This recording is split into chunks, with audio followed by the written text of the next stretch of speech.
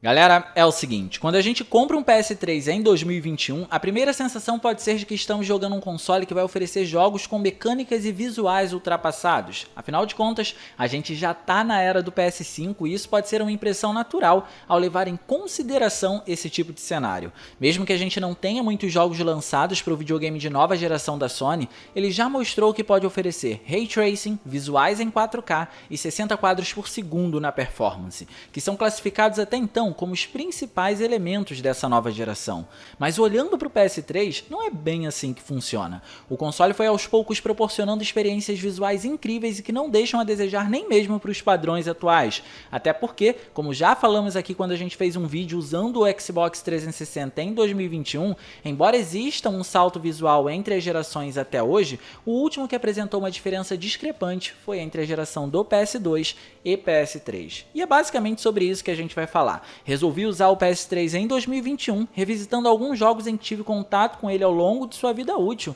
para relembrar as memórias, dizer o que impressionava na época e por que impressiona até hoje. Por isso, esse pode ser um vídeo também para a galera que está na dúvida se vale ou não a pena comprar um PS3 em 2021. Só que antes, é claro, é muito importante você clicar no gostei, porque isso ajuda pra caramba, e também se inscreve no canal ativando o sininho das notificações para não perder os vídeos de terças e quintas às 19 horas. E agora que tudo isso foi feito, vamos dar uma olhada nos jogos do PS3 em 2021.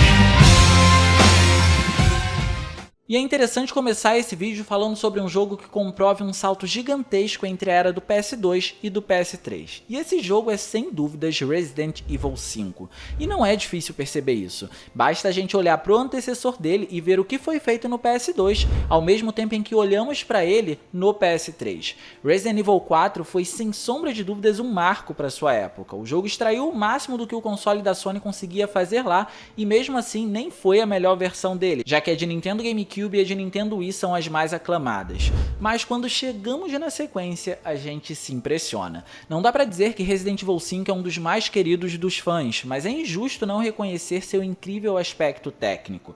A começar que o game, que foi lançado em 2009, rodava em 720p de resolução, com uma engine que proporcionou inúmeras novidades. Sobre essas novidades, a gente pode citar logo de cara a qualidade dos materiais e o nível de detalhes das texturas. Obviamente, a gente não via efeitos como Parallax Occlusion para dar efeitos de profundidade nos ambientes e tudo mais. Era algo que não aparecia em jogos naquela época. Então, em função disso, quanto mais detalhes as texturas possuíssem, maior era a complexidade geométrica delas. E isso o jogo conseguiu fazer muito bem. Andar pelas ruas do começo da campanha já mostra como tudo foi trazido da melhor forma possível. De encontro a isso, a câmera deixou o personagem ainda mais perto de nós, o que possibilitava com que víssemos mais detalhes, que iam desde as vestimentas dos protagonistas até a textura da pele, que aparecia por vezes suada. E no meio disso, ao avançarmos, dá pra notar também como a engine evoluiu o suficiente desde Resident Evil 4 para mostrar muito mais inimigos na tela em tempo real. E eles não só apareciam em maior quantidade, como também faziam isso tendo uma modelagem de textura bem consistente.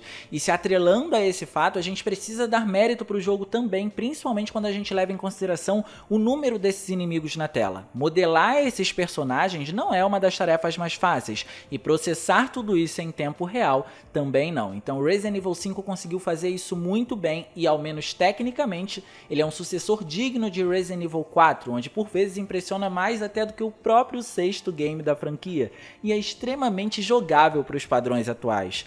Tanto é que na remasterização dele para PS4 e Xbox One nem tiveram muito no que mexer, o jogo é incrivelmente bonito.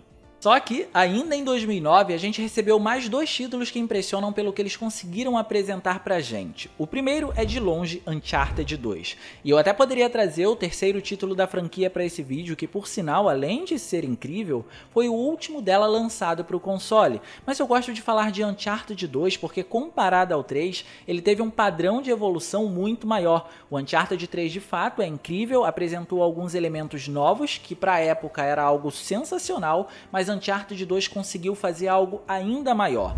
Ele não só melhorou todos os aspectos gerais do antecessor, como qualidade de textura, modelagem dos personagens e efeitos de iluminação, como também implementou diversos outros elementos.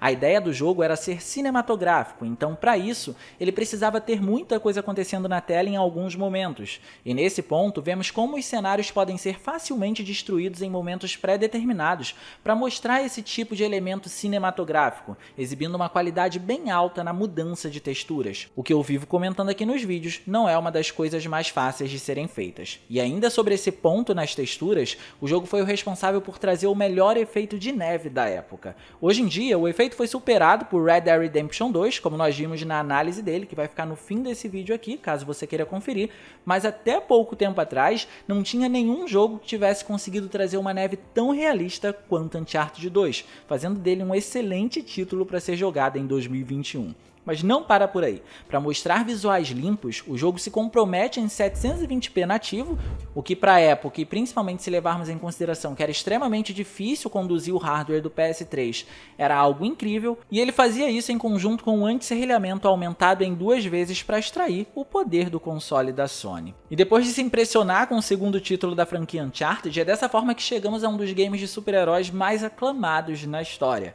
Batman Arkham Asylum. O jogo foi responsável por introduzir muitos elementos com o fim de deixar a experiência jogável tanto para quem curte jogos de super-heróis, como também para quem não curte. Quem gosta de jogos assim pode curtir por ele trazer o Batman em sua melhor forma, com mecânicas que fazem jus ao estilo do personagem em tudo: investigação, combate, inimigos e história, que por sinal é original. Já quem não curte muito a ideia de controlar um super-herói pode dar uma chance por ele apresentar um excelente sistema de furtividade, ao mesmo tempo em que proporciona muita exploração, com uma ótima mecânica de combate, que foi usada inclusive em outros jogos da geração seguinte, como por exemplo Mad Max. Arkham Asylum ainda faz o uso da Unreal Engine 3 para exibir tudo isso da melhor forma possível. A engine estava em alta por conta do que foi trazido em Gears of War no Xbox 360, e honestamente não poderíamos ter um visual melhor. Além de uma física excelente para a movimentação da capa do personagem que se movimentava de forma extremamente fluida, o jogo estrutura muito bem a modelagem dos personagens e toda a reação deles com os impactos dos golpes que eles vão trocando com você, bem como também mostra mudança na roupa do Batman à medida que vamos avançando na história, então você vai percebendo que ela vai ficando rasgada e coisa do tipo, e a textura daquilo é algo que realmente impressiona. E para isso, ele também roda em 720p, para poder trazer visuais limpos e de uma forma bem consistente. Só que agora, a gente vai de fato se impressionar com o que o PS3 conseguiu fazer, e não é exagero. A partir desse ponto, os jogos que apresentavam uma queda na taxa de quadros por segundo eram completamente justificáveis pela capacidade que eles tinham em usar o hardware do console ao máximo para apresentar excelentes visuais. E quando esse não é o caso, vemos como os desenvolvedores conseguiram desmistificar em um certo período toda a arquitetura do PS3, que durante um bom tempo foi tida como difícil de se usar, e assim conseguiram trazer excelentes performances também. Mas vamos por partes. Em 2012 nós recebemos o terceiro título de uma franquia que foi oriunda do PC, e se trata de Crysis 3. Crysis sempre foi sinônimo de qualidade gráfica, e ao ser trazida para cá no segundo título, impressionou, mesmo que não conseguisse se comparar à versão de PC. E sendo bem sincero, o terceiro título, quando comparado com a versão de PC, mostra uma versão bem limitada no PS3 ou em qualquer outro console. Mas isso não significa que essa versão é ruim. Crysis 3 apresenta pra gente um cenário que mistura um clima urbano com florestal. Pode-se dizer que está rolando quase que um apocalipse e a vegetação começa a dominar toda a cidade. E temos muitos impactos visuais com isso. Mas vamos começar pelo que não é tão interessante. O game, além de ter uma instabilidade na taxa de quadros por segundo, roda numa resolução de 1024 por 720, o que vamos combinar não é algo tão potente. Essa era a resolução apresentada no começo da geração, o que naturalmente faz com que pela baixa quantidade de pixels encontremos muitos serrilhados. Mas para poder reverter isso, a gente tem um desenvolvimento muito inteligente, porque foi aplicado um anti-serrilhamento de altíssima qualidade que conseguiu diminuir esses serrilhados de forma considerável. E o jogo nos dá muita margem para observar isso nos visuais. Afinal de contas, a gente está falando de um game que é em primeira pessoa, que usa a CryEngine para poder exibir seus efeitos visuais, além de ter um enquadramento que deixa tudo bem destacado na tela. A vegetação aparece em uma quantidade absurda e serve por vezes para a gente se esconder ou para poder atrapalhar a nossa visão. A densidade dela é algo que realmente assusta, positivamente falando. Mas não parando por aí, a qualidade de textura desse e dos demais elementos, mesmo que não mostre a mesma qualidade do PC, ainda assim se faz bem competente. Isso tudo sem esquecer de mostrar um dos principais pontos positivos da engine, a representação dos materiais. Tudo aqui é muito bem representado, mas gosto mesmo é como as superfícies metálicas são trazidas para cá, por reagirem tão bem à iluminação, usando um efeito de luz especular para poder dar um aspecto de brilho, parecendo que está refletindo toda a iluminação do local. E para não esquecer do toque final, a gente precisa mencionar que a modelagem dos personagens é cheia de detalhes, não só nas expressões faciais, mas até na própria construção a gente consegue observar que existem muitos detalhes acontecendo em tempo real enquanto as animações estão rolando. E depois da gente falar isso tudo, é fácil dizer que Crysis 3 é um título perfeitamente jogável em 2021. Agora, saindo do título da Crytek, chegamos a uma saga de longa data nos consoles de uma forma geral, e a gente está falando de Hitman Absolution. E independente da geração, parece que Hitman sempre se foca em apresentar visuais consistentes e principalmente polidos no fim da vida de um console. A gente encontrou isso no primeiro Xbox com Hitman Blood Money, que tem gráficos incríveis para a plataforma. Encontramos isso também no PlayStation 4 com Hitman 1, 2 e principalmente o 3, que é basicamente um título cross-gen, e Hitman Absolution ficou responsável por fazer isso com o PS3 e também com o Xbox 360, que já estavam no fim da vida útil deles, e meus amigos, conseguiu impressionar por inúmeros fatores. O primeiro deles é de longe a quantidade de NPCs que aparecem nos ambientes e que fazem toda a composição estratégica para você fugir dos inimigos. Mesmo que Absolution seja um game mais direto que os outros da franquia, esse é um tipo de aspecto que foi mantido e impressiona, porque ele consegue fazer tudo isso com uma resolução de 720p nativo, ainda com a aplicação de anti-serrilhamento, para poder tornar os visuais bem consistentes. E mesmo usando tanto da GPU e também do processador do console, ele quase não possui quedas na taxa de quadros por segundo. E além disso, existem mais dois elementos que conseguem se destacar. O primeiro é a modelagem do protagonista, que é repleta de detalhes e traz o mesmo sistema de física que foi usado em Batman Arkham Asylum, e dá para notar isso em um detalhe bem sutil, na movimentação da gravata dele, que é extremamente realista. E o segundo, a iluminação do ambiente, como ela interage com tudo, inclusive com os próprios pontos de luz, criando nuances incríveis e uma atmosfera bem sombria na maioria das vezes, para ornar com todo o contexto da narrativa. Mas é com Battlefield 4 que vemos como o console ainda pode impressionar em 2021, por um motivo bem específico. Ele é um título cross-gen que não perde muito na sua versão de PS3. Mesmo que no PS4 o game tenha visuais impressionantes proporcionados pela engine Frostbite 3, o jogo faz o mesmo no console de 7ª geração da Sony e não tem medo de ousar. Para vocês terem uma ideia, a resolução dele é próxima da resolução do Xbox One. Enquanto no PS3 o game usa 1280 por 704 pixels, o que é algo muito próximo do HD nativo e impressionante pela engine que ele usa, né? O Xbox One traz 1280 por 720 pixels, o que é de fato o HD nativo, também conhecido como 720p. E ainda que com limitações da época, ele não se restringe ao mostrar as incríveis mudanças de texturas durante a destruição dos ambientes, assim como também tenta se manter sempre em 30 quadros por segundo em boa parte do tempo. É claro, tudo isso é feito pensando no potencial do PS3, mas mesmo que seja um jogo da geração que veio depois, a gente precisa dar mérito por ele ser extremamente jogável no quesito visuais na geração antiga sem menores problemas. E se for verdade? Preciso lembrar você do que tem lá fora. Era uma vez. Eu tinha alguém de quem eu gostava. E nesse mundo, isso só serve mesmo para uma coisa: matar você. E para encerrar com chave de ouro, eu não podia deixar de falar sobre The Last of Us. O game já apareceu no quadro do PS3 ao limite aqui no canal, e assim como Uncharted 3 e Red Dead Redemption 2 vai estar na playlist que eu vou disponibilizar no fim desse vídeo para quem quiser conferir. E fugindo um pouco de detalhes menos primordiais, a importância desse jogo aqui nesse vídeo é imensurável e não é difícil de entender o porquê.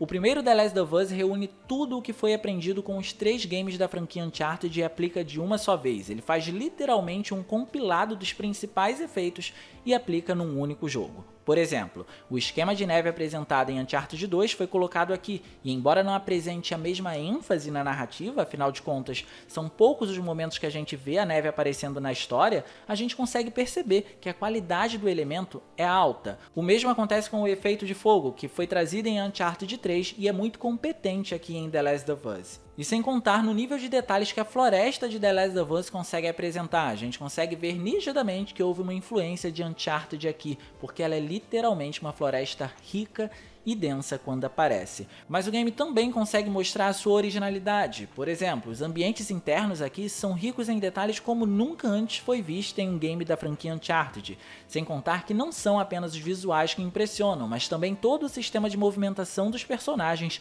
que é de uma naturalidade tremenda. E ao contrário de Crysis 3, que para apresentar visuais absurdos precisou descer a resolução, o título da Naughty Dog faz isso em 720p nativo, sendo um dos marcos técnicos mais importantes para o PlayStation 3.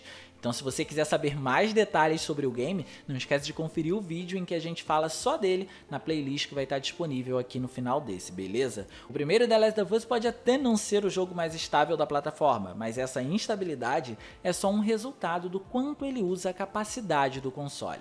Por fim, vale dizer que esses foram só alguns títulos que impressionam no PS3, mas existem muitos outros. Aqui a gente tentou se atrelar entre os principais exclusivos e também muitos multiplataformas para ver como eles se desempenham no PlayStation 3, e visualmente falando, a gente tem que dar mérito que o console faz um bom trabalho. A ideia foi revisitar eles em 2021 para a gente conseguir ter uma noção do que um bom desenvolvimento é capaz de fazer. E vamos combinar que é um tanto quanto surpreendente, não é mesmo? Já que todos esses títulos eles são perfeitamente jogáveis ainda hoje em dia numa geração do PlayStation 5. No mais era isso, eu vou ficando por aqui, eu espero muito que vocês tenham gostado desse vídeo. Se vocês gostaram, não se esqueçam de clicar no gostei, porque isso é importante pra caramba e de quebra você faz a boa ação do dia e se inscreve no canal ativando o sininho das notificações para não perder os vídeos de terças e quintas às 19 horas, beleza? Minhas redes sociais vão estar aparecendo aqui, se vocês quiserem trocar uma ideia, sou todo ouvidos. Era isso, um grande abraço e a gente vai se ver na próxima.